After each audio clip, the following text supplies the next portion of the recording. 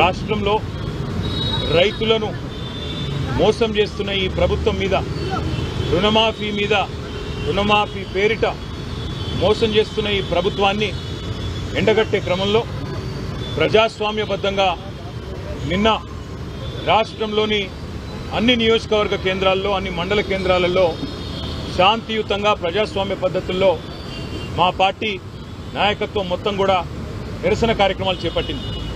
అందులో గౌరవ శాసనసభ్యులు, శాసన మండలి సభ్యులు, గౌరవనీయులైన పార్లమెంట్ సభ్యులు, అదేవిధంగా మాజీ శాసనసభ్యులు, మాజీ శాసన మండలి సభ్యులు అందరం కూడా ఎక్కడి వారం అక్కడ పాల్గొన్నాం.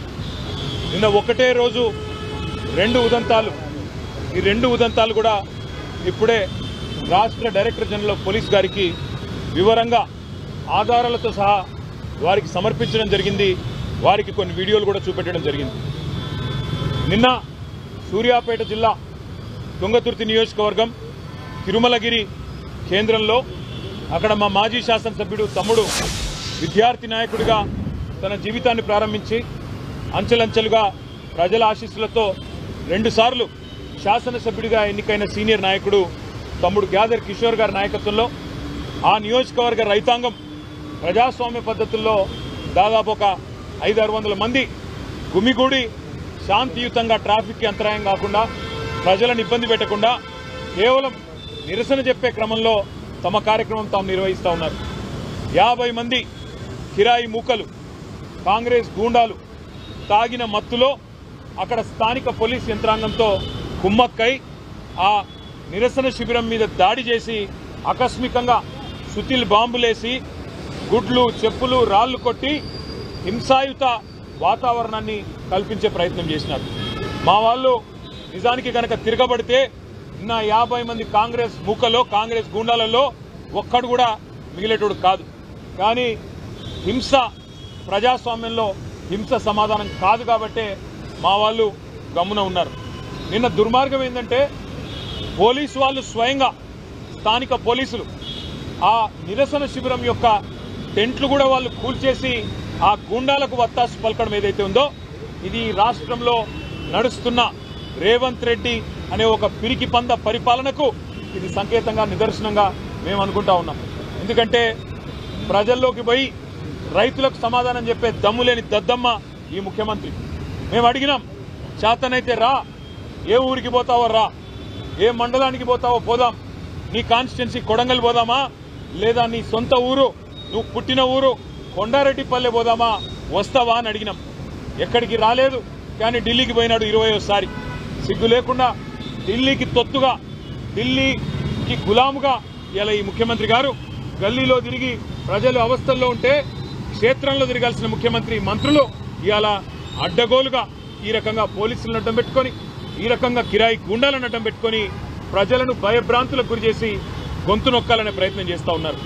నిన్నటికి నిన్న ముఖ్యమంత్రి గారి సొంత ఊరు కొండారెడ్డిపల్లెలో 2 మహిళా జర్నలిస్టులు ఏమడిగినారు? పోయి వాళ్ళు ముఖ్యమంత్రిని బూతులు తిట్టినరా, ముఖ్యమంత్రి లాగులో తొండలీసి పెడతామని చెప్పినరా, ముఖ్యమంత్రిని చెట్టుకు కట్టేసి కొడతామన్నారా, ముఖ్యమంత్రి గుడ్లు బీకి గోటీలాడతామన్నారా? ఏమన్నారు?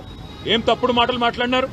వాళ్ళు పోయి కేవలం ముఖ్యమంత్రి సొంత ఊళ్ళో రుణమాఫీ అయ్యిందా లేదా అని రైతులను అడుగుతుంటే అక్కడ కాంగ్రెస్ చిల్లరగాళ్లు, కాంగ్రెస్ కిరాయి గూండాలు 2 మహిళా జర్నలిస్టుల మీద దాడి చేయడమే కాకుండా వారిని కొండారెడ్డిపల్లె నుండి, అచ్చంపేట నియోజకవర్గం నుండి కల్వకుర్తి నియోజకవర్గం వెల్దండ పోలీస్ స్టేషన్ దాకా వాళ్లను కార్లేసుకొని సినిమాల్లో చూపెట్టినట్టు వాళ్ళను వెంబడించి బెదిరించి వాళ్ళ మీద పడి రక్కినంత పనిచేసి నికృష్టంగా ఈ ముఖ్యమంత్రి నికృష్ట మనస్తత్వానికి ఒక నిదర్శనంగా కాంగ్రెస్ నాయకులు, కాంగ్రెస్ కార్యకర్తల తీరు ఉందని చెప్పక తప్పడం లేదు.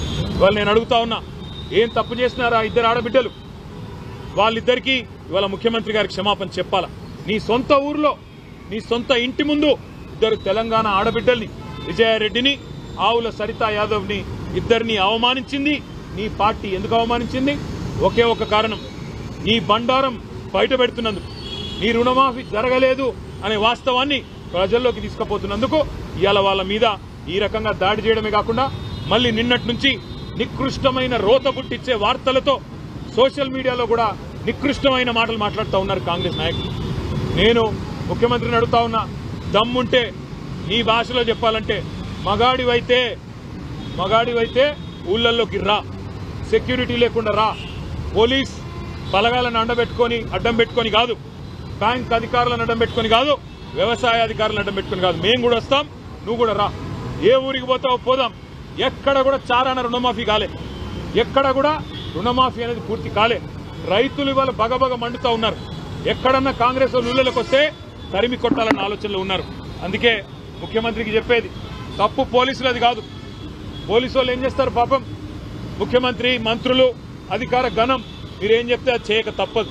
పోలీసు తప్పు కాదు, తప్పు ముఖ్యమంత్రిది, పరిపాలించే సత్తాలని సన్నాసు రేవంత్ రెడ్డిది అనే మాట నేను విజ్ఞప్తి చేస్తా ఉన్నా. నేను పోలీసులకు కాకపోతే విజ్ఞప్తి చేస్తా ఉన్నా, మీరు కూడా అత్యుత్సాహం ప్రదర్శిస్తే మంచిది కాదు. మా పిల్లలు ఎవరైనా ఒక సోషల్ మీడియాలో రుణమాఫీ జరగలేదు అని పోస్టు పెడితే పోలీసులు కాల్ చేస్తారు. అదేవిధంగా కరెంటు పోయింది అని పోస్టు పెడితే విద్యుత్ శాఖ అధికారులు ఫోన్ చేస్తారు. ఈ రకమైన అత్యుత్సాహం మంచిది కాదు. దయచేసి